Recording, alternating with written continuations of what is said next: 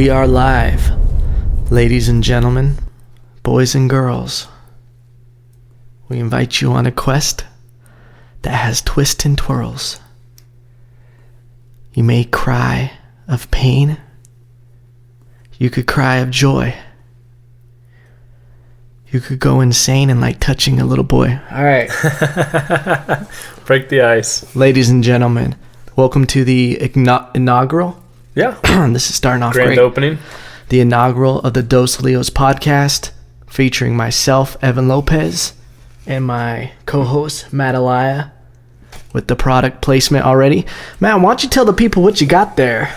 Well, we got over here some foam rollers, also known as M80 roller. You can check us out at m80roller.com. Specialize in 6-inch, 15-inch, and 30-inch rollers. So if you can't tell yet, the podcast is sponsored by m80roller.com. So what are these rollers actually good for? What can you tell the people at home why they should buy your product? So the great part about foam rollers is you don't have to be an athlete to use them. You don't have to be an elite baseball athlete to use them as well. They pretty much they benefit everybody. And when I say benefit is that through all the research and technology we have, is the technical term is self-myofascial release, SMR. And what that means is that when you roll a muscle on the roller, you're going to stimulate that muscle so much that it's going to send a signal out to the tendon, which has a little organ called the Golgi tendon organ, GTO. And pretty much that little organ is responsible for sending a signal to the muscle saying, hey, you need to relax because we think you're going to rip itself off the bone site. Real quick, you a doctor? No. You're saying some pretty big words that I don't know here. Wow. Pretty much a lame term is that foam rolling is a great amount of stimulation on a muscle that overrides its signals to actually force itself to relax. So a lot of people that benefit from that are people that are super sedentary, which as a whole population, we are pretty sedentary. Is that like someone who works at a desk? Yeah, I guess the generic term for sedentary is you sit on your butt for long periods of time. So people at the desk, people driving, people, again, going to standing too much that they don't really move. So it's more of just a sedentary lifestyle that you're sort of stuck in one place for a long period of time, and you don't have that continuous motion or physical activity throughout your day. Almost like if you rewind 20, 30 years ago, there was fewer cars, more distance between us as far as walking. Now, pretty much you grab a car for anything, even if it's right around the corner, you grab the car instead of actually taking a stroll out and walking. So this isn't even actually just for athletes. This is for everyday people that can benefit from this. And yeah, that's the greatest part about it is physical therapists came up with this technique and they used it with their clients, which mostly, again, recovering athletes from any type of injury or surgery or post-traumatic, traumatic stress that, for example, car accident, falling, something that, triggered a very large, stimulation on a muscle that almost left a long-term stress on it. You use one of these puppies on it and you actually force the muscle to relax. So then once that muscle can relax, you can take that joint and sort of get a full range of motion so that you don't start to compensate. That's awesome. That's groundbreaking. That's amazing. And I actually use this. I might be a little biased because I've been friends with the creator since I was about 8, 9. We've known each other. But it really is the best tool in its category out of all of them. I think so. I think it actually digs into the muscle. It actually gets in there. A lot of them are way too soft, I think. I think this one almost hurts sometimes when you're really getting into it.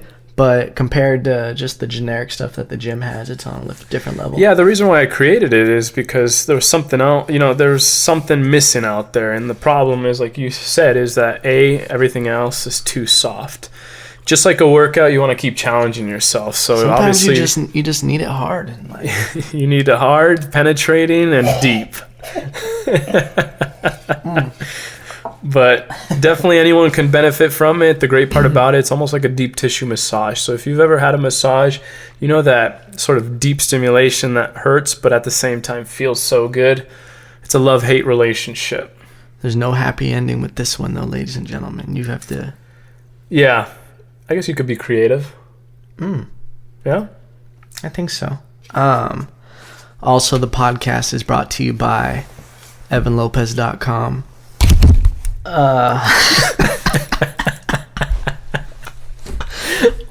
What that means is I myself sponsor this podcast. I'm a little bit about me. I'm a hip hop artist. I'm a music producer. I'm a lover. I'm a fighter. I'm your sister. I'm your brother. Basically, we're all the world, and that's the point I'm trying to get across.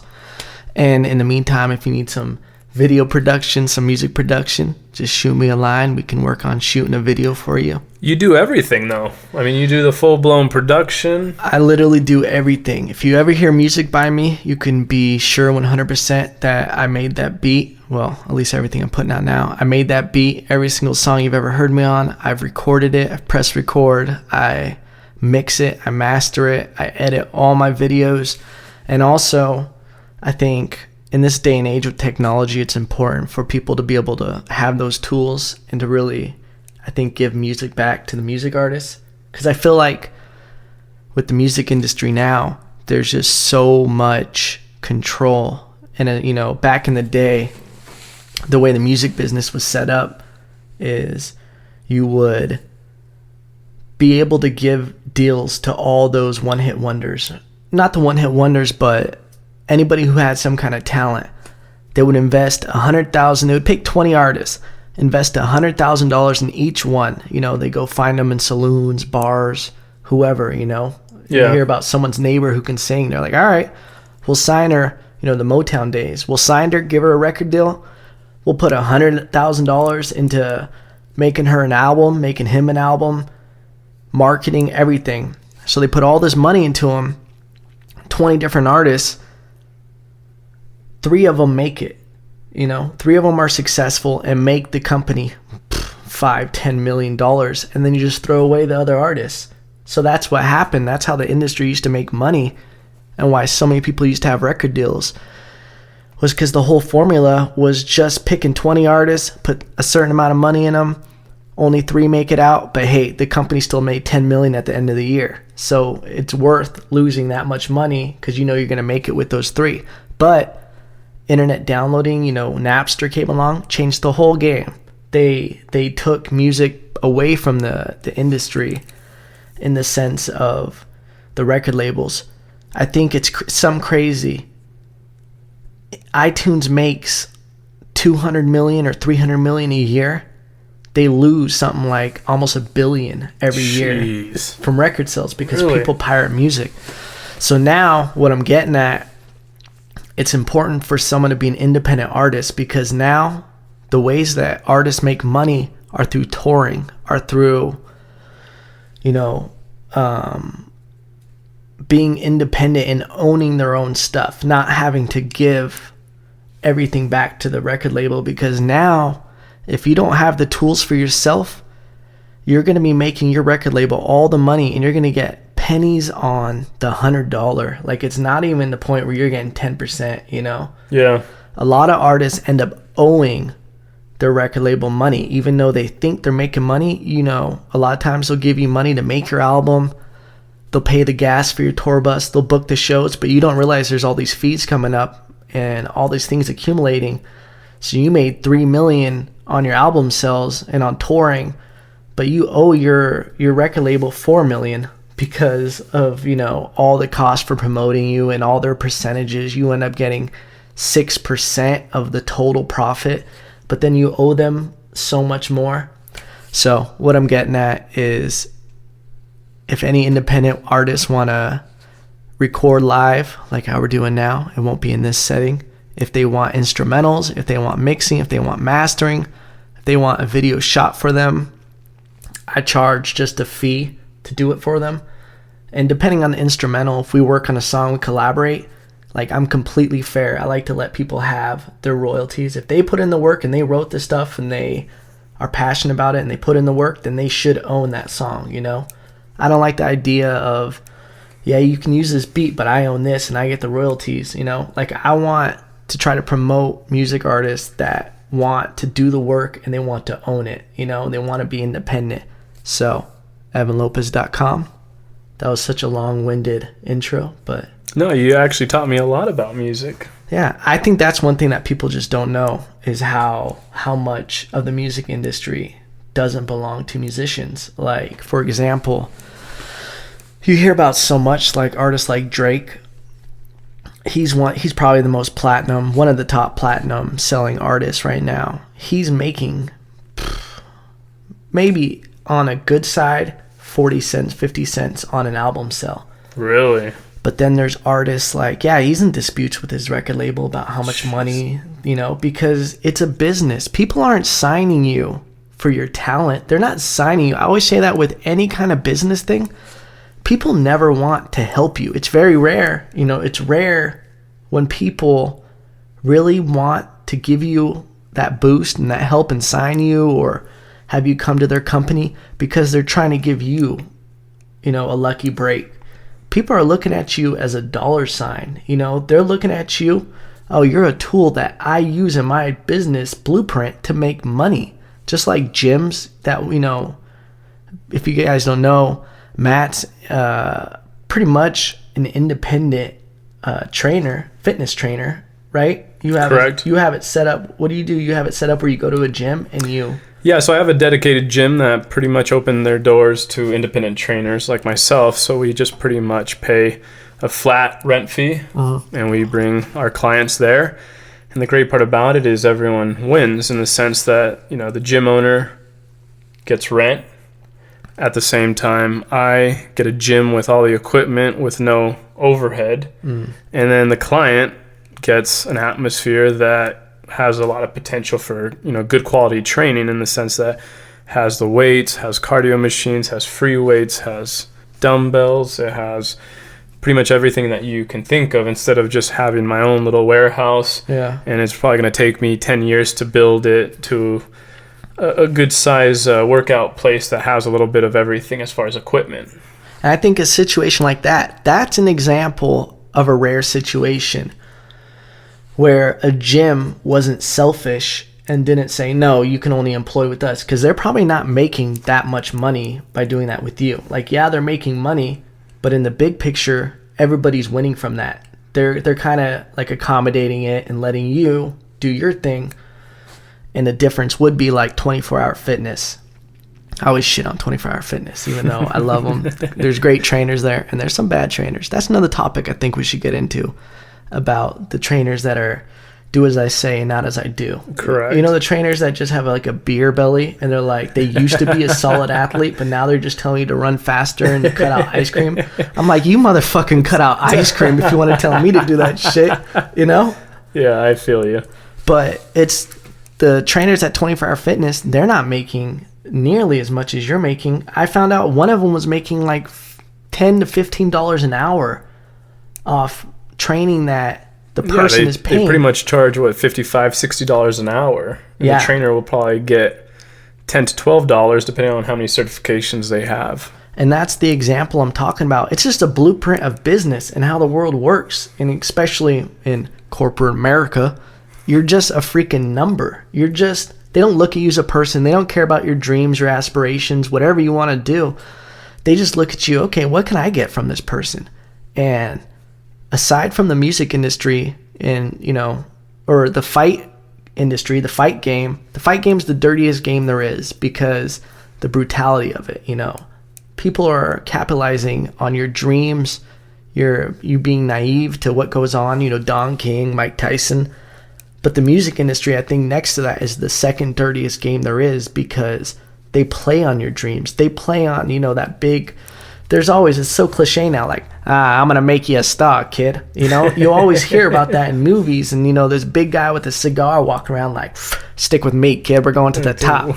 And then as soon as, you know, there's always that part in the movie where it's like, there's this new hot artist and you had a bad performance. You see the, guy just walking away with the new guy like, you're all used up, kid. I know, right? It's your time to go. Yeah, you blew your shot. And then, you're like, no one cares about you. And that kind of pretty girl that stuck with you in the beginning comes back around and, you guys get a studio apartment and, but that's what it is. They don't care. Like, people don't care about your dreams or aspirations, and they just look at it as means to an end. And especially in music industry, they don't, I've said that they don't care like 20 times right now.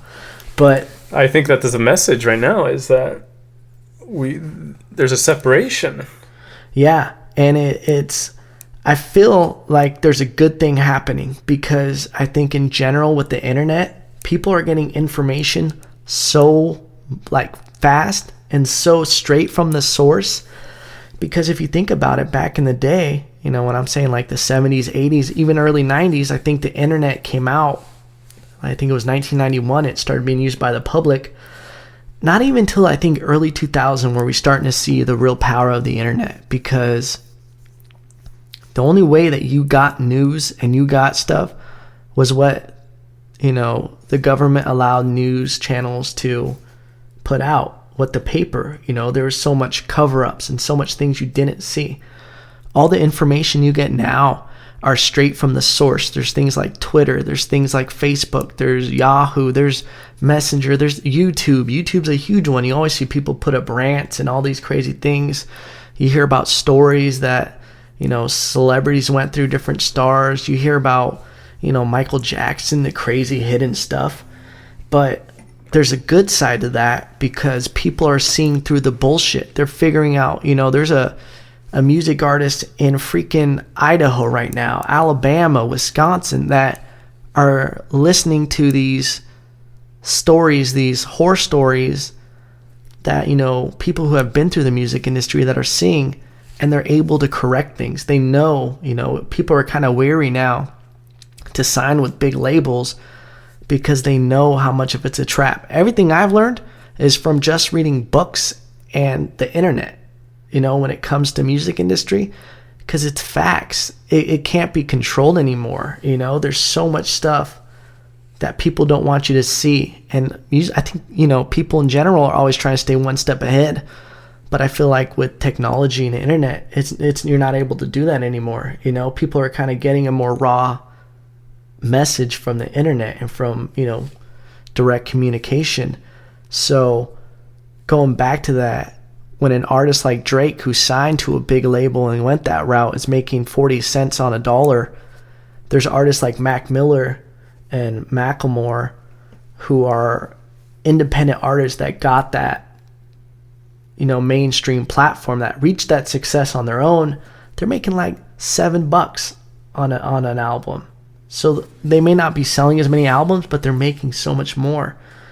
And I think what the cool thing that music artists should do, and are starting to do more, is have the creative control. A lot of times when you sign these huge deals and, you get with a record label that has an agenda, and they look at you as that number of what you're going to do to them, how much you're worth, they want to start guiding you into, kind of a gimmick. A lot of times that's what it's based on, is the way business works. What's hot right now in fitness? Like, what's a big crave or craze?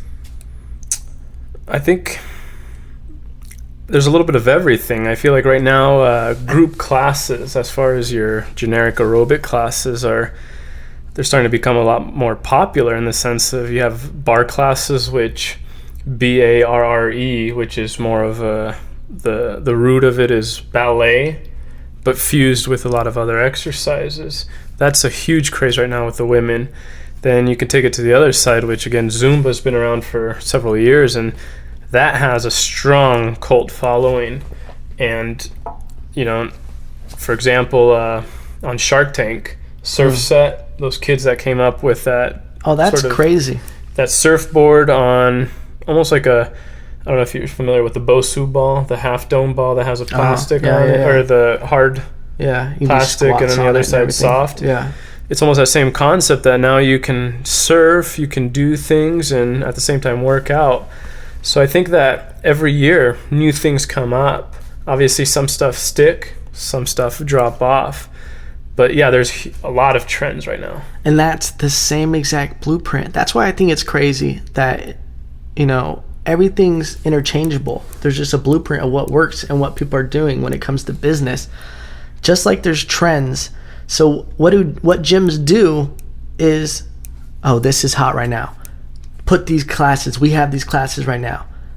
Attracts people. As soon as they see that classes, people are moving on. Oh, CrossFit. Holy shit, CrossFit.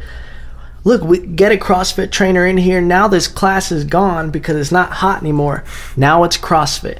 CrossFit starts fading out. Oh shit, MMA is blowing up. Now we got turbo MMA class. So everyone, come on, ladies. Doom. It's the same shit in music. It's the same shit in everything where they see, oh, urban hip hop's gone. Now we need these club hits. Oh, that's gone. Now we need these south hits. Oh, now that's gone. Blah blah blah. Bringing in pop. They call it hip hop, where it's like a mix between hip hop and pop. So I think it's crazy when, I don't even know the point I'm trying to make with this, but I think what I ultimately want to do with music, and I obviously want to be a music artist first. People don't know I have a bachelor's in nursing. I literally graduated and went, fuck this shit. I don't want to clean diapers and all this shit for the rest of my life. I want to be a music artist first, but more importantly, I want to try to inspire people to try to be who they are. And I think I want to do it with music because it's a tool that I enjoy and I'm passionate about. But I want people to be who they are, and it's great to see, and why I want to help people with music when they stick to what they are. They stick to their own sound. And because just if you keep trying to follow the trends, what you're trying to get good at is going to go away. If you just develop yourself in your own style and keep going up and up and up and just keep working at it and push against the current, you're going to become so good at your own sound and be so unique that people are going to be drawn to it, and they're going to like it. And that's why I think the same thing can go with you. People don't know, Matt and I have been best friends since since I was 12 years old. I'm 28 right now. It's been a long time. It's been like 16 years. But we kind of had the same views on a lot of stuff, and the same kind of goals is to try to help people, but also to try to be independent and be completely your own entity. So I think that's what you try to do with training also, is you're never trying to, this is hot right now, this is what works. You're always trying to help people be the best version of themselves. Do you think that's important with fitness, to just try to get people in shape, or are you trying to do more than that? Well, I guess the biggest thing is having your own business. You don't do it right away because of the money. Because obviously when you start a business, you're going to be in the hole for several years. So the reason why I, became independent, and I didn't, depend on going to a gym to get paid and get leads and, have that dependency that I'm going to be fed, is because I don't like to be limited. Yeah. So with limited comes, you become this robot, you become this puppet. I want to be able to be someone that I truly want. So what I notice is that philosophy is my core drive in life. I have a philosophy in training. I have a philosophy in trying to be a good person. I have a philosophy of helping others. So having a philosophy takes everything to the next level, and it breathes, it spawns this passion that becomes my lifestyle. So with my passion of philosophy and training, my philosophy is pretty much being able to give someone all the tools that they need to be able to work out on their own or with me. That's so that. The first thing that I tell my clients is that, hey, my goal is to help you take your fitness to the next level. I want to give you as many exercises as you can, even if you don't really like them, because the whole goal is whenever you're out of town, whenever you're on vacation, or whenever you just can't train with me, you will be able to come up with your own exercise routine instead of be that person that is looking at what the guy is doing and trying to imitate that. Because 90% of the time, if you're looking at someone else working out, you don't know if they're doing it right or wrong. So expand the library of exercises. That's my number one thing, is to expose them to everything. Because the great part about exposing people to a lot of different things is you never know what you truly like till you try it. So perfect example, let's say someone always looked at free weights as something like, oh, I don't want to do that. I want to bulk up. I don't want to get too big. Again, just because you pick up an exercise, a piece of equipment, doesn't mean that you magically are going to grow muscles. You know, obviously you have to, within that realm of exercise tools, you have to devise your own plan of attack to, you know, build muscle, which technical term hypertrophy, increase. So, Dr. Elia, dropping knowledge. So pretty much the whole goal is, I want to teach you how to use kettlebells. I want to teach you how to use free weights. I want to teach you how to use plyometrics. I want to teach you how to use core exercises, use the big physio Swiss balls, medicine balls, pretty much everything that there is out there. My goal is to bring that knowledge on how to do it, because at the end of the day, the best healthy individuals are going to be the people that are exposed to everything. And at the end of the day, it's all about motivation. If you all you know is how to use machines, your motivation is going to cut dry after, let's say, 6 months, a year, 2 years. You're going to get sick of it. You're going to hit plateaus. Where do you go from there? You've tried to stack the weight as high as you can. You've tried to do as many reps as you can. Where else do you go from it? Yeah. So again, the goal is to expand people's knowledge on what to do so that they become a well-rounded individual within the exercise community. And the most important part is actually know and feel what's right, what's wrong. Dude, that's always the worst thing. I hate that at 24-hour fitness. Shit on 24-hour fitness again. I hate when I see someone, you can always tell the ones like the fucking, if it was like a safari, they would be fucking little gazelles, just like baby born gazelles, like barely knowing how to walk. You spot them in the gym, you're like, oh, this is your first time ever being here, because they're walking around like this, just looking being at like shit. a little kid in the candy store. It's like a museum, like they're just looking at equipment like, oh, what the they fuck? can't touch it because they don't want to commit to it, because then they look stupid when they're like, what does this do? And I feel bad because I always see the trainers never just offer free help. They're never just like, hey, let me just show you how you do that real quick. Because, dude, I've seen people doing some horrific stuff with weights. And I always try to help people like that. And I'll just go up to them and I'll do it like in a nonchalant. I'm not going to be like, here, let me show you how to use that there, buddy.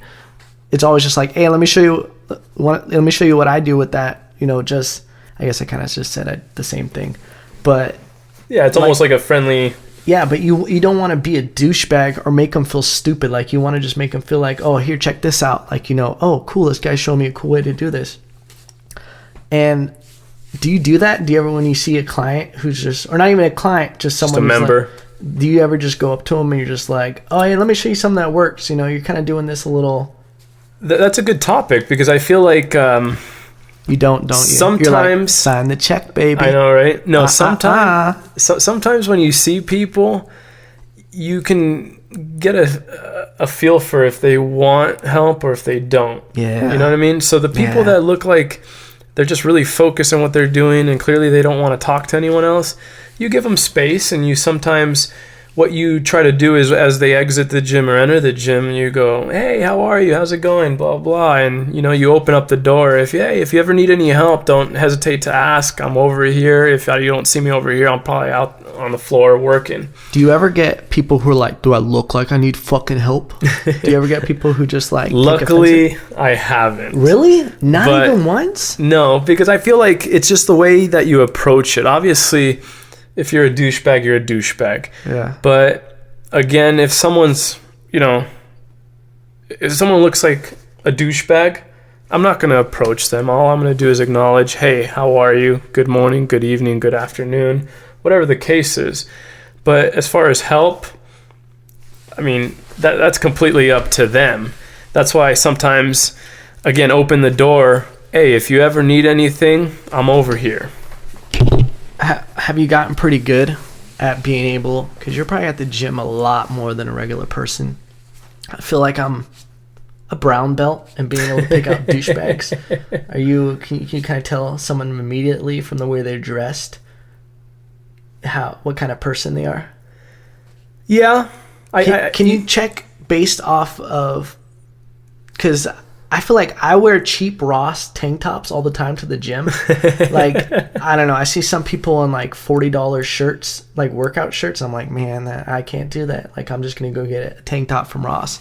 But I also feel like I almost put a target, like I almost become a stereotype of like that dude who just wears tank tops every time in the gym. Is that a real thing?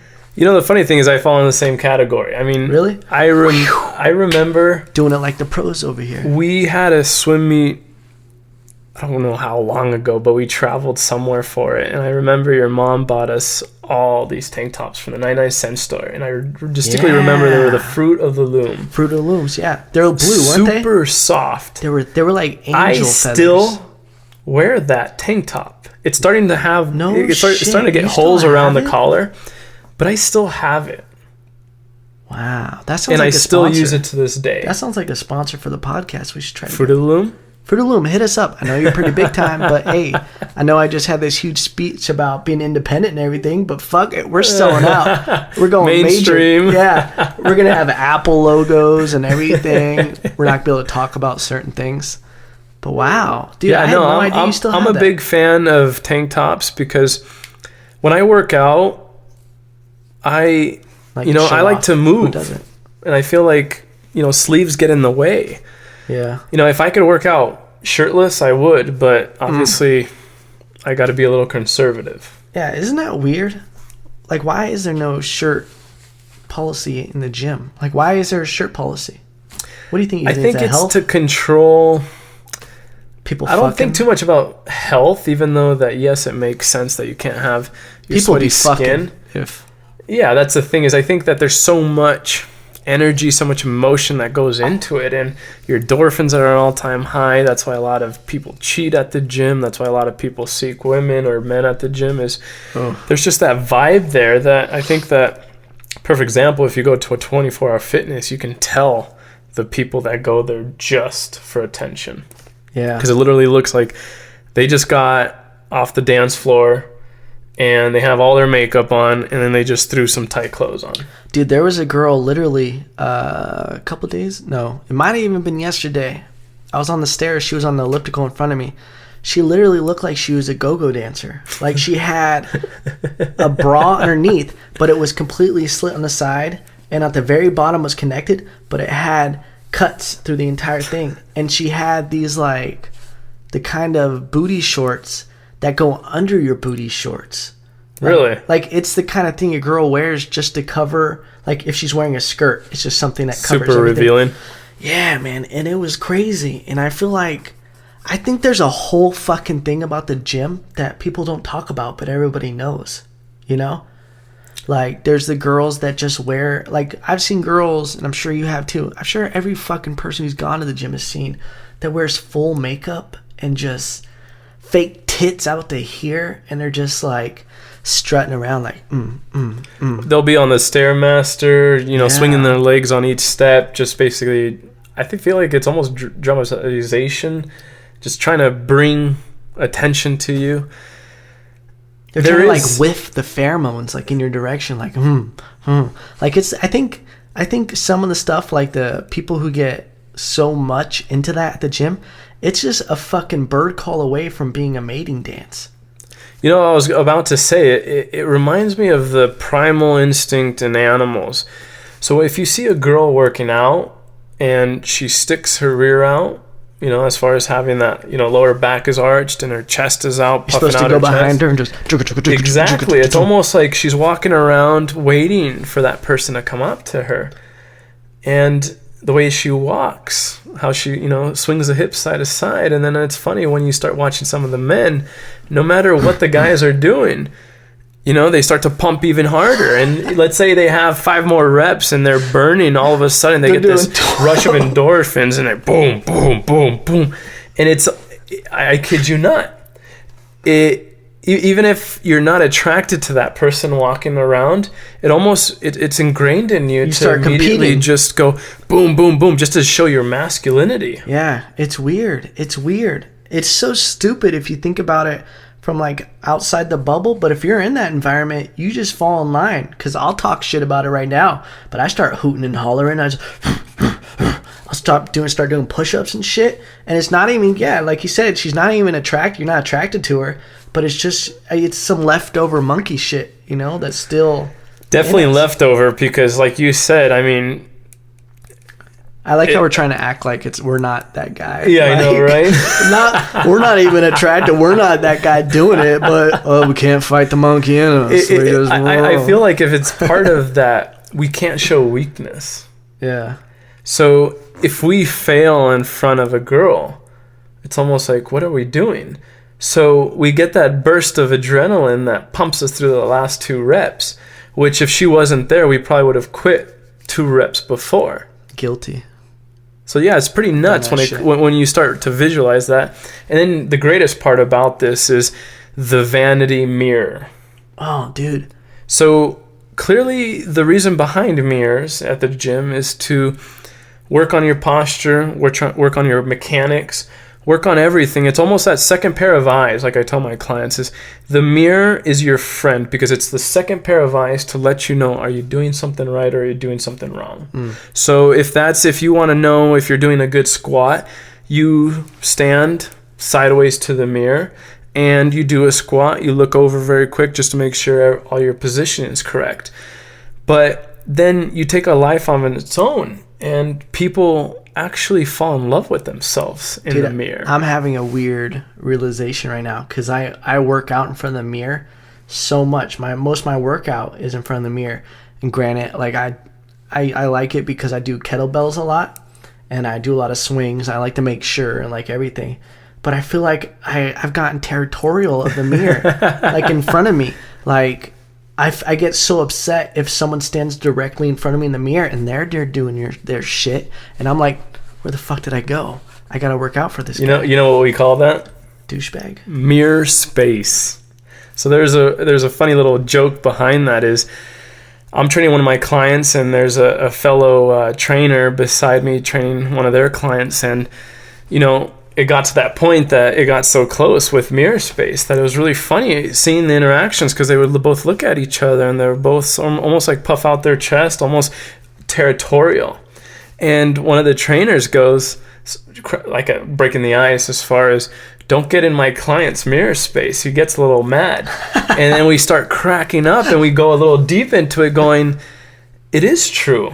Yeah. We we have that little, space. I feel it's almost like our bubble, but since we're looking at the mirror, we want that mirror space so that we can see ourselves, so we can work out.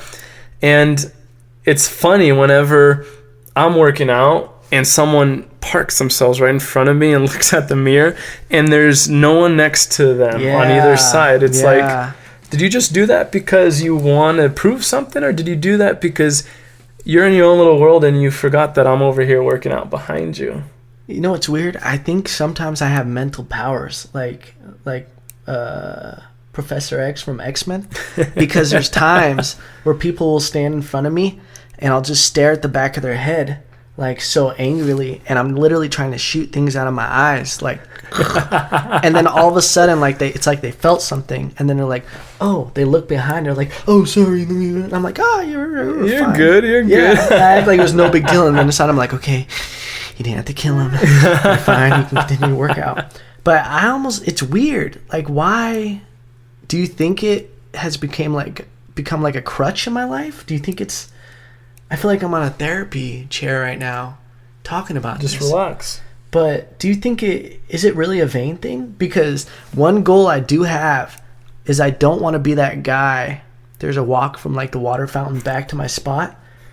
I don't want to be that guy who has to look at the mirror while I'm walking the whole time. And just like comb your hair while you watch your bicep. Yeah, like there's people who do that, and there's always like, I don't know if people just don't think, like, maybe I'm like a people watcher and I'm just so like observant. Captivated. Yeah, but I watch people. Like, that's like my weird guilty pleasure at the gym is I'm like, oh, what's that dude? Oh, they just said hi. I wonder, like, I like It's almost like that body language. Yeah, I try to watch people's body language, and a lot of times, I won't say any names, but I have friends at the gym who tell me they've hooked up with so-and-so, this girl, but that girl's boyfriend's there also. Jeez. So they're in this weird lovers thing, and then it'll, like, in my head, I'll be watching them, and I'll be like, oh shit, he's about to walk by her, and I'll see them, they'll be like, hi, and then, like, whatever, and then the guy will be like, the what? Like he felt like Really? there was something weird. Yeah. Some tension.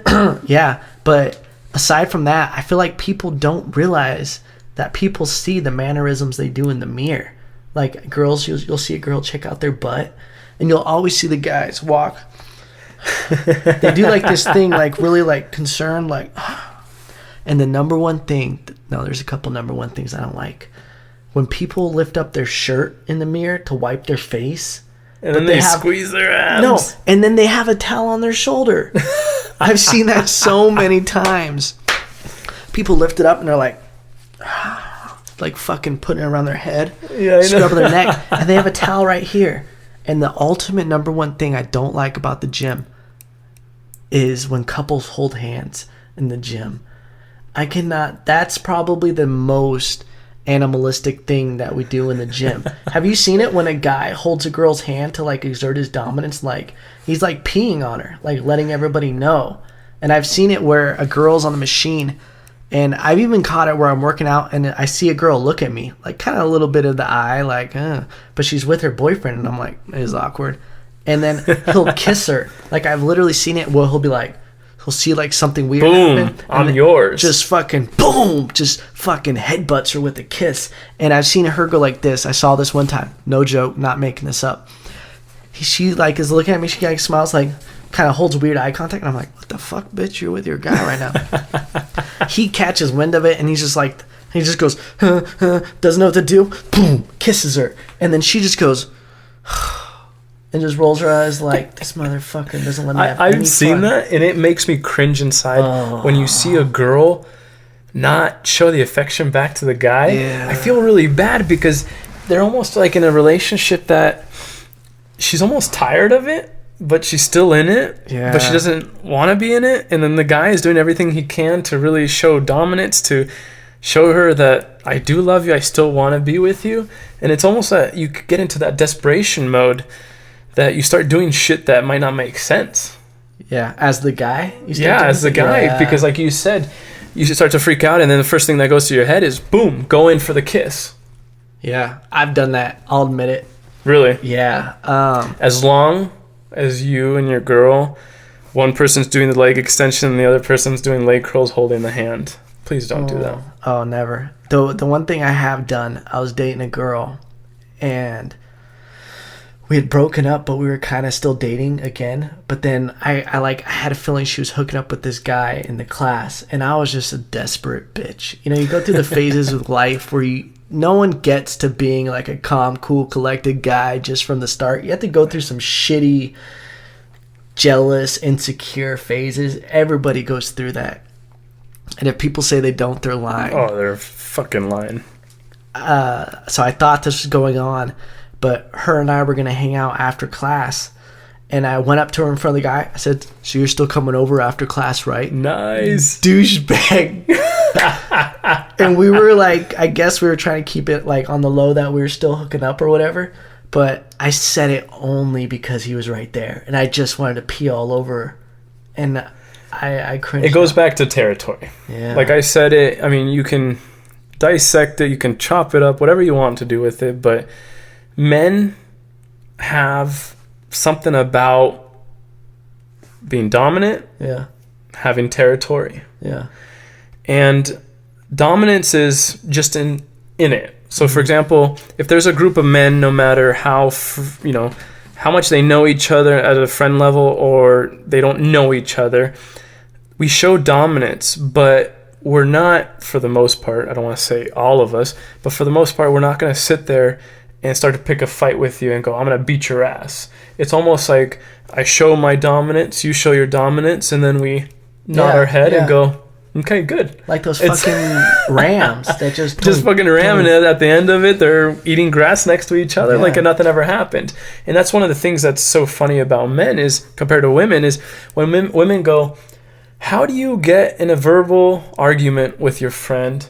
And then at the end of it, even if you exchange bad words or even if you exchange punches, you can dust off, laugh at each other, and then pretend like nothing ever happened. Yeah. And I think that truly it's almost like that primal instinct that why do animals fight each other, but then they still live in the same community? It's weird. It's almost like, okay, now it's like a UFC fight. Mm-hmm. Who's going to be the title holder? Yeah. Who's going to be the belt holder? Yeah. And then if you win, you're the belt holder. So now you're the alpha male, and you're the alpha male to the next big fight. Mm. And do you hold to your reign or not? But everyone digs a little bit too far into it. But the fact of the matter is, that's how we function. Yeah. Dominance. The other part, what was I trying to mention? Territory. Men are very territorial over women. Mm-hmm. And going back to territorial that's why men, I think, freak out when another guy gets to our girl, or when our ex-girlfriend or current girl flocks to another guy. Mm. That's why you hear the stories of guys going berserk, doing shit that you would never in a million years think of, as far as I'm gonna fucking get a gun and I'm gonna scare the shit out of her, or I'm gonna do this. It's almost like that desperation mode, and no one can understand that, in the sense that I feel like people go, oh, I would never do that. But when you get put in that spot, dude, your mind goes through so much. Like you said, if you say you've never gone through your jealousy stage, if you said you never went through your insecurity stage, you're lying. Yeah. Because we all go through it, and it eats at us. Some of us know how to handle it better, some of us don't. But the fact of the matter is, territory is big to us. Yeah. And I think when you're talking about that crazy pull a gun, everything, I think that's the problem with especially young people, is when you first fall in love, or you think it's love, it's like infatuation, it's an addiction. You fall because I think you have to fall on your face a few times to realize, to find that balance of actually loving someone right. A lot of times you don't hit it the first time because you don't know how to limit yourself. You don't know how to have the balance. So you jump into loving someone with everything. You kind of, it's like, here's your family, your goals, everything is this boat over here on the dock. You just push off that shit into this fucking canoe of love. You just get in, there's fucking rainbows and there's butterflies. Birds are flying around you, fish are jumping on your lap. Yeah, they're giving you little massages and shit. It's just bliss. And you get so intertwined with that person when you're young. And there's old people that do it too. There's fucking psychos.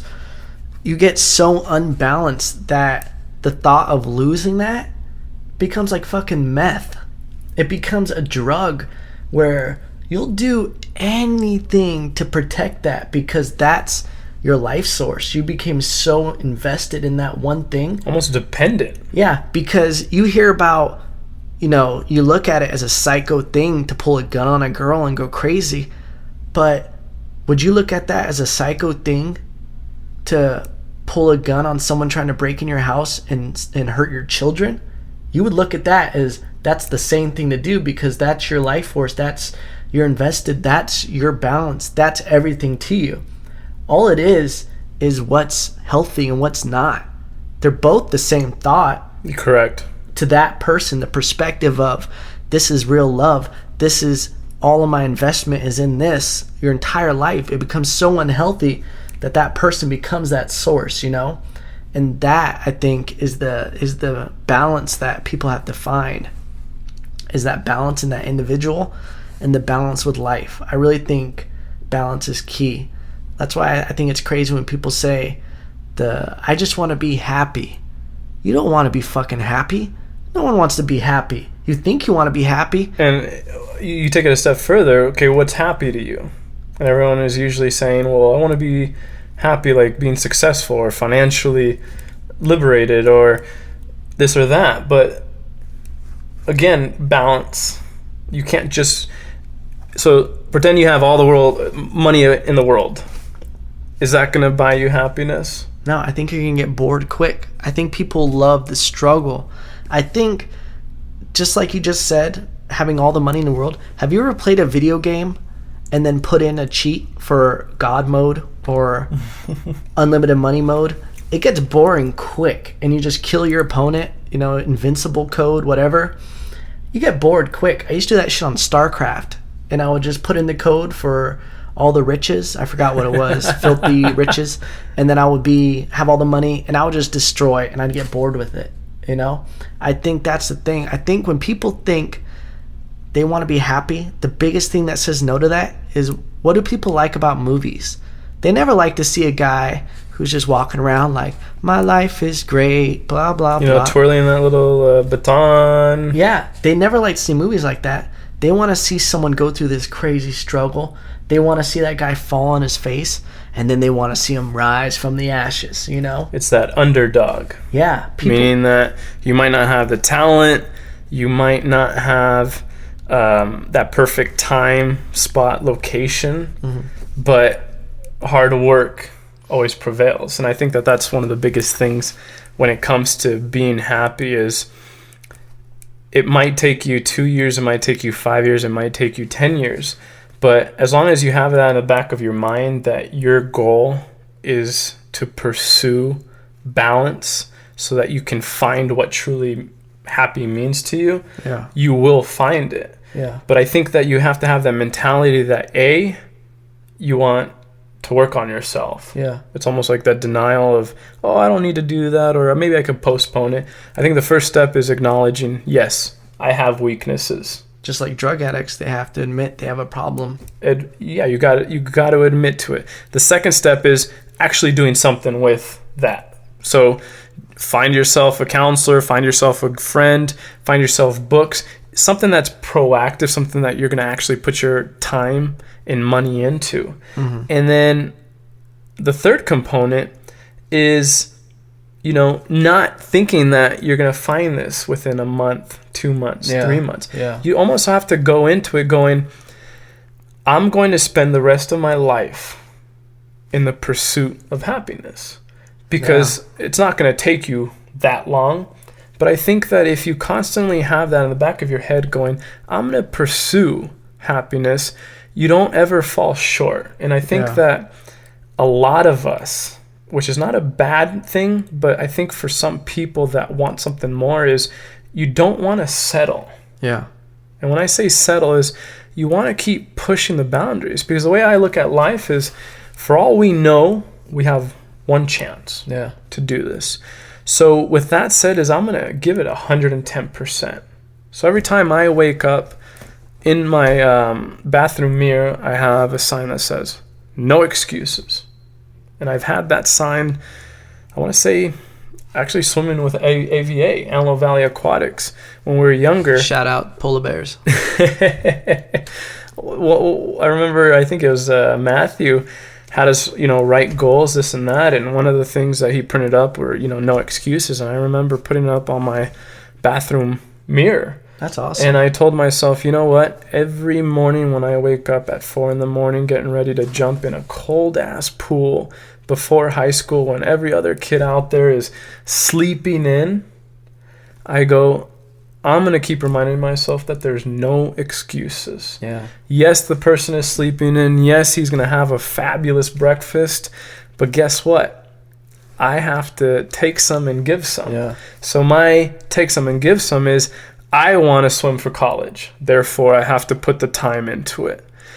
Some of my sacrifices is sleeping, eating, and also not being able to hang out with people after school. Yeah. But at the end of the day, I am so thankful because I met some of the greatest people on earth were my college swimming friends. I'm still in contact. They're still great friends. And then the funny thing is, you trinkle it backwards even more, is I swam with you, Evan. And to this day, I mean, you're a best friend. That's really sweet of you. It is. It's mushy.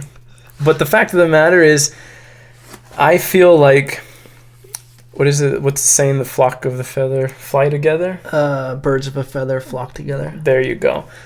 You find a passion, and the people in that realm will also be passionate, and you will pursue the rest of your life, because there always has to be a common ground to a relationship. That's interesting, because I think it is exactly what you're saying. If you think about it, of course we weren't on the same level, but the military, you always see such a camaraderie between soldiers, Marines, and the Navy, Air Force, people who are actually in platoons together. If you've seen some of them interact together, people who were deployed together, they went through something fucking crazy that usually a lot of people can't understand and never even can imagine, and they have a bond like that. So I think that's something that you and I have with swimming and everything and other things, that when you go through a struggle, we went through all those 4 a.m. workouts together and everything, you develop that, friendship, and you're like, we did that shit together, and you start building like that. So going back to what you're saying about just do it, take action, realize that you need to change something, you're going to have to change some of your fucking friends. You're going to have to leave a lot of people, and you're going to see when you start deciding to do some real shit. When I said, I don't want to do nursing anymore, I don't want to do this, I'm going to just stay cooped up all the time, getting better at making music and learning the business and everything, a lot of people were like, dude, you're fucking gay. Why don't you ever come out anymore? Literally, I've missed, I think, the last 3 or 4, I think like 3 alumni reunions for my swim team, my college team. Really? Because I had to work on stuff. It always ends up being, whether I was doing something for someone else, I just had to get shit done. You have to be obsessed with getting good at something and putting in sacrifices to really achieve what you want to achieve, and it's going to pay off in the end. But you're going to have to get used to people telling you that you're not a good friend anymore, that you never make time for them, you never put effort, and you're going to have to deal with, when you do get free time, those friends have taken offense for you, missing all those times that they don't want to hang out. I've had that happen. It sucks, because you're like, I finally do have free time. I know, right? And there's people who they're on a different mindset than you are. They have a different perspective of what a good time is and what a real friend is. To me, a good friend is someone who's gonna, when you decide to do something crazy, if I had a friend tomorrow who told me they wanted to just start making bead necklaces or puka shell necklaces. Matalai loves puka shell necklaces. I don't know why he's not wearing one right now. But I would support it. I'd be like, dude, that's awesome. If that's what you enjoy doing, just sitting in a room making necklaces all day, fucking go for it. And they're like, oh, my dad doesn't, I'm a lawyer. I'm like, fuck it, make necklaces, do what you want to do. That's a good friend to me, is someone who motivates you to do what you want to do and doesn't make you feel guilty about making sacrifices. So I think people don't know, Matt's an insane businessman and has built a business from nothing, from starting off in your garage, right? Started in my garage with 2 of my M80 rollers, and basically every paycheck that I would get, I would put a certain percentage back into the rollers, and even if that meant I could only buy X amount of sticks of pipe. And funny thing is, at the time I drove a little Nissan Sentra with a bike rack on top, and I would strap those things to the bike rack with bungee cords, and everyone would laugh at me at Home Depot because I didn't have a truck, and freaking 10-foot pieces were bigger than my car. And I look back. Do you have any pictures of that? I gotta pull them up. I mean, do you have some pictures? I want to say I do.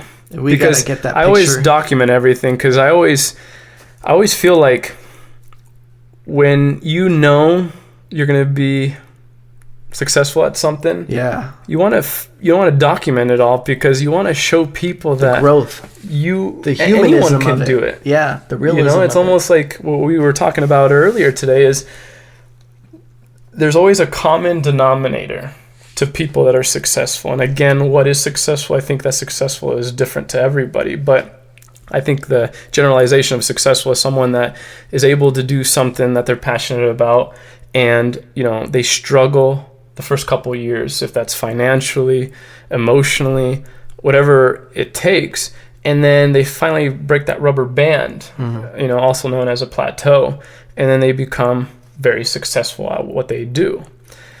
So fact of the matter is that everyone starts out at the bottom and then climbs their way up.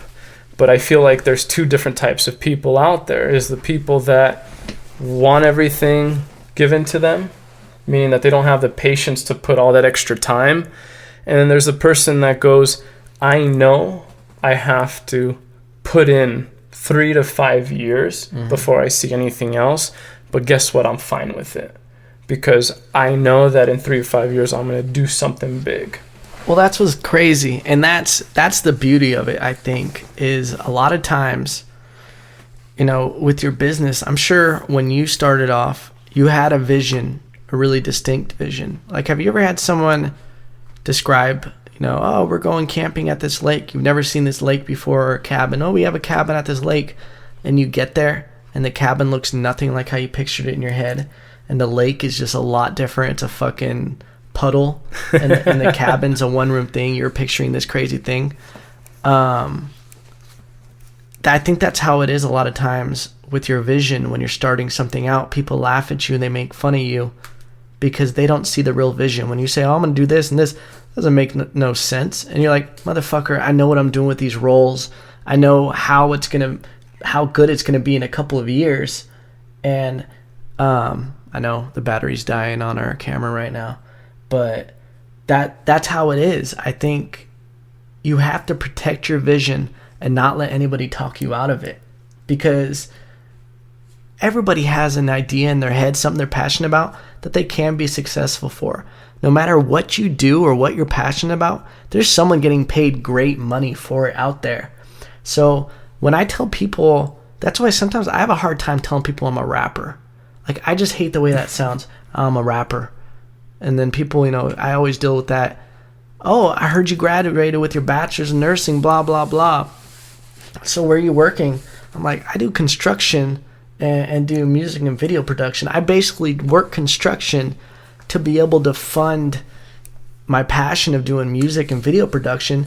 And when they see that, they're just like, oh man, there's so many people who want to do this. I'm like, motherfucker, I know what I'm doing. I know the picture I have painted in my head in 10 years that you can't even imagine, because you're picturing this fucking little puddle with a one-room cabin, and I'm picturing the fucking Lake Tahoe with a 10-room cabin with fucking hot cocoa and a spa with bitches in it. Metaphorically speaking, of course. And you know what? Right there, I think you hit it on the dot, is dreaming. Is that one of the biggest common denominators that I engulfed myself when I first started to become an independent trainer. That was the first big move for me, to break the chain of the 9-to-5 job depending on someone else, to actually take initiative for myself and start everything from the ground up. I basically put everything as far as personal training aside. And when I say that is, I'm a big advocate of self-education. So I would always read upon training. I would always read, trying to see basically the different avenues of training, the safety of training, the rehab of training, just basically try to make myself a well-rounded personal trainer, so that if I ever had someone, I wouldn't have to give them up to another trainer because I don't know that certain area of fitness, or be that person that goes, well, I want the money, I'm going to pretend I know what I'm doing. I don't do that. I'm 100%, or unfortunately I'm 0%. That's awesome. So going back to that is, I engulfed myself into the mentality of successful people. So I set out to read about every successful person out there, and I would jot notes as to what made people successful. And one of the biggest things is dreaming that you can create a mountain out of a little pile of dirt. Yeah. Again, like what you mentioned earlier, is seeing something that people don't see. Yeah. And when you have that vision, it's interesting because I know that you, as a human, know if you fall into the category of being that entrepreneurial state of mind, or just saying but not following by doing. Yeah. Is that an entrepreneurial person, spirit, whatever you want to call it, can look at this cup and immediately see something lavish, and then all of a sudden they get so obsessed that they can't stop thinking about that, and then they take initiative to start, rebuilding this glass. And then after a lot of failures, a lot of face plants, a lot of this, a lot of that, sooner or later you're gonna perfect that cup. Yeah. Because you've ran into all the bugs, all the glitches, that you have now formulated a perfect recipe. That was like the quote I just read to you. If people want to read it, it's on my Instagram, Evan Lopez Music, about Michael Jordan. Someone asked him why he was so successful, and he basically said, because I've failed so much. I've lost over 300 games for my team. I've missed 27 buzzer shots that the team depended on me for. And something like he's missed 3,000 shots is the reason why he's successful. So like you're saying, it's important to have all those failures to really mess up so much. Just like this podcast, honestly, this is something I've been wanting to do for a while, just because I think it's a good outlet, because not toot my own horn or being egotistic. I just want to try to help people, and it's entertaining. It's fun for us just to talk. We don't give a shit. We would be doing this normally. Normally, Matt and I, if we call each other, we got to clear our schedule, because a lot of times our conversations got up to 3 hours where we talk about shit like this. We never really talk about bullshit. We never have stories about, what'd you eat last night? No, it's always some shit about global takeover or just... Yeah, I feel like we tap into the unknown, almost trying to solve the world's problems. And it's funny because at the end of the conversation, we know when we've exhausted everything, because we both go mute. Yeah. And then we're like, all right, okay, man. That's our cue. That's it. But throughout the whole conversation, there's never that pause going. It's almost like that awkward, when you first meet a girl, you're trying to find all the questions to ask to keep the conversation going. It's almost like boom, boom, boom, boom, boom, boom, boom. Stop. Okay, good night. Have a good one. Yeah, no. And I think that's the reason why I thought it'd be great to do this, because we don't ever talk about some way to make money. Like, our goal is never to make money, and we want to do this and want to do that. Our goal is also always pure intentions. Like, we're always just trying to do something that is we just lost battery in the camera. There's one fully charged right here. Yeah, keep going with the conversation, talking about pretty much we're just trying to do. Well, one of the biggest things that I want to relay over is that everyone thinks differently. So I feel like when you know yourself, is you have to realize where your positive, where your negatives are. So I know my positives, I guess my pros and not cons, is that I'm a hard worker. I set out to move mountains. Even if I physically can't, I will attempt it. I know that I will commit to things knowing that I'm going to find a solution to. And again, I might fall flat on my face. It might take me several days, several months, several years. But something about problems intrigues me to find a solution. So going back to finding yourself and how you react to certain things and what motivates you and what sparks interest, is that I tell myself that the first thing is, don't expect anything good within the first 2 to 3 years, because that's sort of almost like that general rule of thumb, 3 to 5 years to keep in a business before you can start seeing profit. So I told myself immediately that, guess what? For 2 years, 3 years, I'm going to struggle. I'm going to struggle hard. I'm going to have that cliche blood, sweat, and tears. And all those things, I feel like, create a great story for the long run. And at the same time, it builds your character as, hey, I built this from the ground up. I invested so much time and energy into it.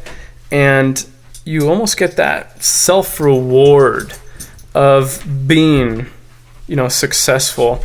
And I think it takes on a new life of its own, being able to, sit there and look back at everything you've been through and sort of just laugh and go, you know what, those 5 years of struggle are worth it, because now for the rest of my life, I'm financially secure. I can do whatever I want.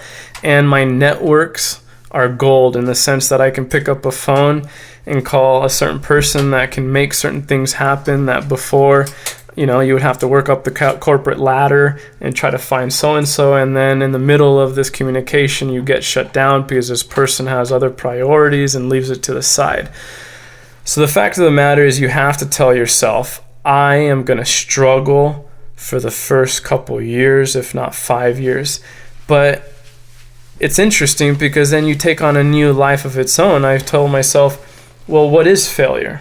Failure is an opportunity to learn, just like your quote from Michael Jordan is that in order to succeed, you have to fail. So I took a new life of my own with failure, and I finally go, guess what? I'm going to invite failure. I'm going to look at failure, and I'm going to laugh at failure, because it might be embarrassing, it might hurt, or it might feel uncomfortable. But I know that after that failure, I'm going to go, okay, this is what I learned from my failure, and this is what I'm not going to do again, so that I don't witness the same failure. I witness a new failure. Yeah. Ladies and gentlemen, I stepped out for a second too. That was the longest pee I've ever taken in my life. But I'll stay. Was it the French pressed coffee? Yeah, I couldn't stop. I thought I was in a movie. I was like, this thing's not shutting off. You know what that reminds me of? Austin Powers. Oh, yeah. When he has to lean and then he starts doing different body positions. Yeah. But I heard everything you said, and we actually got a new co-host for the moment. Who's this? This is Cooney, a.k.a. Coon Dog, a.k.a. the Coonster. She was a rescue dog that we got. Someone found her and asked if I would take care of her. And they tried again. They found the owner. The little girl found my friend put flyers everywhere. She was just supposed to be a temporary dog. They put flyers everywhere. A little girl found the flyer, called the number. It was like, you found my dog. You found my dog. And my friend was like, yeah, I found her. Can I talk to your parents? And the parents get on the phone and they go, oh, you found the dog. Yeah. And then she was like, yeah, I found the dog. Do you want to meet up? So and they were like, yeah, all right, we'll meet you tomorrow, blah, blah, the park, where she pretty much found the dog. Yeah. And she meets up, takes Cooney here. We had Cooney for a couple days. And the people never showed up. She kept calling the number over and over again. She waited there for like 2 hours. People never showed up, never called her back. She called the number a bunch of times. That's sad. So I think the people just abandoned her. Like they just didn't want the dog anymore. I think they let it go and didn't expect someone to put flyers and didn't expect their own daughter to find the flyer and to call it. So there's some bad people out there. So she's a little rescue. She actually, she runs away. If she gets out the front door, she'll run and she won't stop. She'll ignore you. Really? Yeah. And I feel like it has something to do with her emotional stability, you know? I actually wrote, people who have heard my music, Keep On Running, the song Keep On Running. I just keep on running. That's actually was inspired by her. Really? The chorus, yeah. Because when I was thinking of that song, I just thought of her. That's like some gay music artiste thing to say. I was actually inspired by this song, to write this song when I was vacationing in the mountains of Tutaka. By myself isolated? Yeah, by myself isolated in the hot springs. The sulfur was great for my skin. I came up with this. My muse has blessed me with this musical talent, this ability. It's actually about my dog. The song I made is about my dog. But she's cool. No, you know what I love the most about life is having that second opportunity. It's almost like a second chance. So, this dog, now lives the best life ever. Yeah. I mean, you guys spoil it, you feed it. I mean, anything it wants, it needs. I think that's awesome. Yeah. We're It good even people. drinks out of your cup. Look at that. We're good people, you know? I always hate, though, because my other dog, Beowulf, which you'll probably meet in an episode or something, we got her from the pound. And I hate when people say, oh, they're rescue dogs. I only get rescue dogs. Like, I think it's cool when people get dogs from the pounds, but I hate when people talk about how good they are. They use their pets as a way to say how good they are. It's like the humble brag. I hate when people are like, so I had this amazing thing happen when I was working at the homeless shelter, which I work at every Tuesday. You know, I hate when people talk like that. Do you ever hear people say that? Or like the humble brag. Oh, I was hanging out with Leo the other day. And they're like, who? Leo? Oh, DiCaprio. I just Leo. He's just Leo to me. You know? I just call him, hey, Leo. Yeah, I can't stand people like that. You know, I was actually thinking the other day, I've told you about this almost like a documentary on Netflix called Happy. Oh, you were telling me about that. Definitely recommend it for everyone, especially the people that like to aspire for change, like to aspire for better than where they're at. It's a great documentary that dissects what happiness is through religion, through spirit, through you name it. It's not biased, it's not one-sided. It uses a lot of technical terms, it uses a lot of just experiences in life. And the biggest thing with happiness is dopamine. How much dopamine you can produce that gives us that happy feeling. Almost that feeling that you can float on air, nothing can go bad, you feel amazing. Yeah. And obviously the biggest thing that produces dopamine are drugs, which the hard part with that is that when you get such high levels of dopamine, You stop making them. you stop making it, but it also you get so high that nothing can get it until you get that next high. Yeah. But you know, taken away from the drugs is Shout out to drugs. don't do drugs. Oh, that's the good ones. Is one of the biggest like actual studied areas that they've actually recorded high levels of dopamine in people is giving back to others. So going back to donating your time for, you know, unfortunate kids, unfortunate elder people, whatever you want to call it. I feel like we all are ingrained with this want to help others. Because it's the same thing, like, for example, if you see a girl and she's stranded, the first thing that comes to your mind, do you need help? If you're a healthy person, that's your first thing. If that person opens that door, no matter what it is, boom, I'm there to help. And it can take you 4 hours, and for some reason those 4 hours go by in a flash. They don't feel like a struggle. They don't feel like a nuisance. And I've always been intrigued by that, you know? Why do we love to help others? Yeah, and when you say about it going by fast, it doesn't seem like a struggle. I think that's the main difference between, you know, sometimes I go off on rants and I talk like a hippie about anti-America, anti-corporation. You know, I'm totally for people being independent and doing their own thing, but it's all about how your perspective on what you're doing. That's why people fucking blow their brains out when they're working in a cubicle for a boss that doesn't give two shits. You know, they need that paycheck to keep the lights on, to pay their rent. They need that. You know, they can't just walk out. And I think that's the difference. And I think if people find something they're happy with and they're passionate about, you know, and find a way to help others with it, I think that's why I might secretly like helping people with music and trying to guide them, you know, because when I see their face or like I hear in their voice how happy they are with something, and you know, oh my God, thank you so much, and you're just like, don't worry, I'm glad you like it. There's like that good feeling, you know. And it's the same thing with being a trainer. You help someone reach a goal, and literally working out releases endorphins. You're helping someone be happier.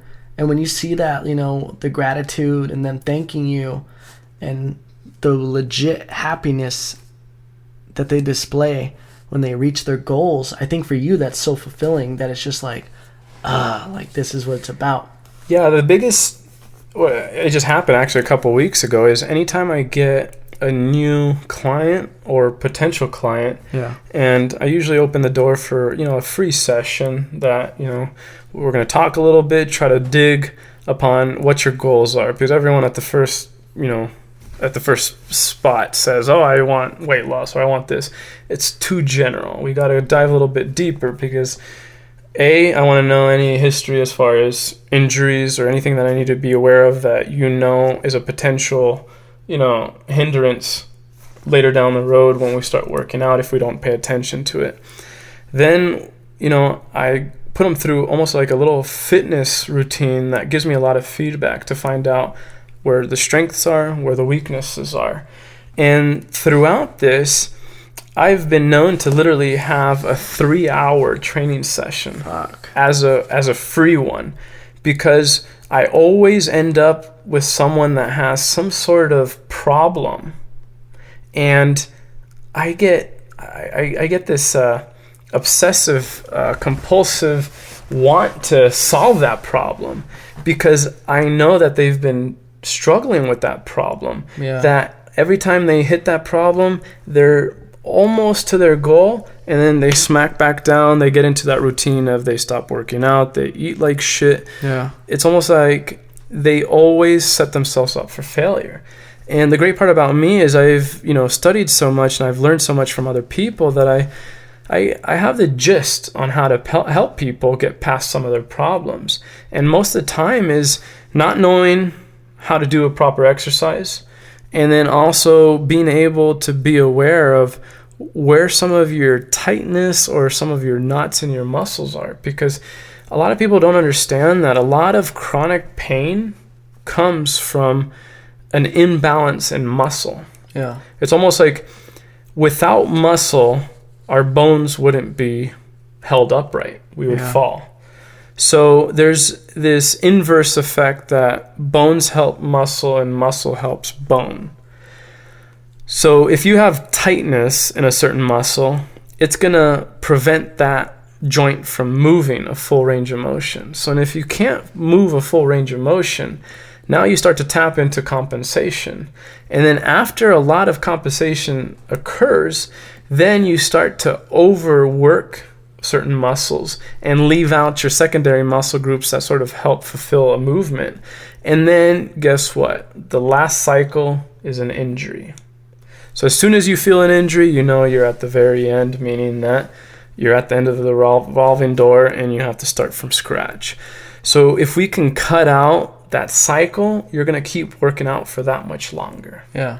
So if you can keep range of motion in every joint, your possibilities of injuries are very, very small.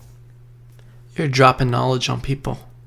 I think that's going to be a great thing, because I'm going to hit people with some music stuff. I think you're going to, I don't know how many musicians are going to listen to this. Hopefully millions. Well, guess what? Everyone listens to music, and everyone's intrigued to music. That's true. And then everyone wants to be in shape, even if they're not. Right? What's a good combination of words of music and fitness? Museness? Museness? No, physics? Fitix. This is the Fitix podcast. Fitx.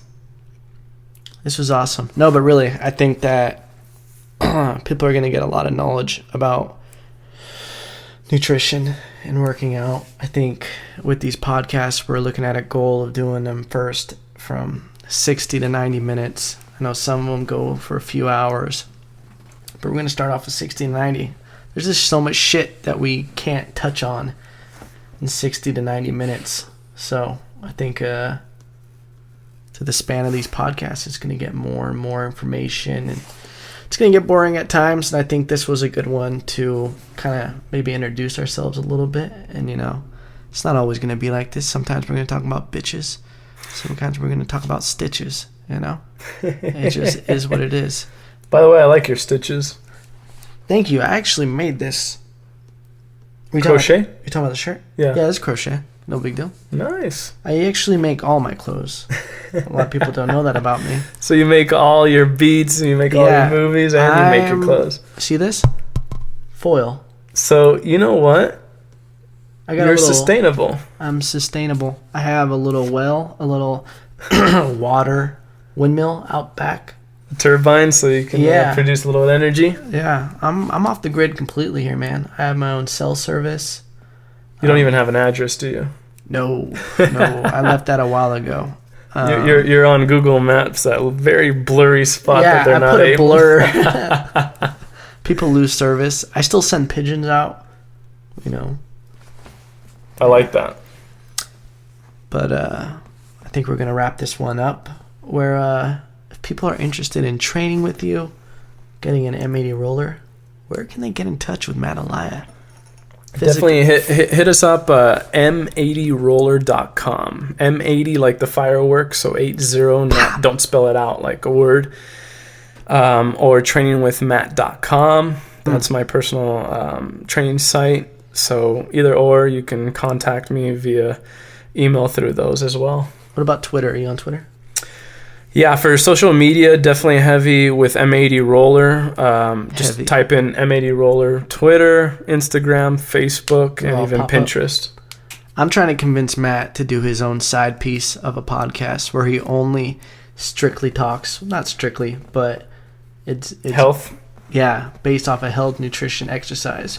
Because honestly, I've been an athlete my entire life, and the person that I go to with any advice for nutrition, exercise, everything is Matt Elia, because his fool reads books and shit. He could write a dictionary about fitness. And eventually I want to do one also geared straight towards music, kind of like the weird rant I had about the music industry. I'm totally anti-establishment. You can find my stuff at evanlopez.com. You can find me on Facebook, Evan Lopez, Instagram and Twitter, Evan Lopez Music. And tweet us at M80 Roller and Evan Lopez Music. We're going to make a Twitter for this podcast, but it's not up yet. You can tweet us questions. We'll shout you out. Ideas, anything. We're also looking for ideas to do a challenge video. I know Shark Week's coming up next week. I had the idea of swimming with sharks. I don't know how we would do that or where we would do it. I want to find a professional thing to do it with, because I feel like we shouldn't just be those idiots that go out into the ocean and be like, bro, we said we'd do it. Yeah, I know, right? Then we have a GoPro in the middle of a great white nesting area or just some shit. Just start chumming. Yeah.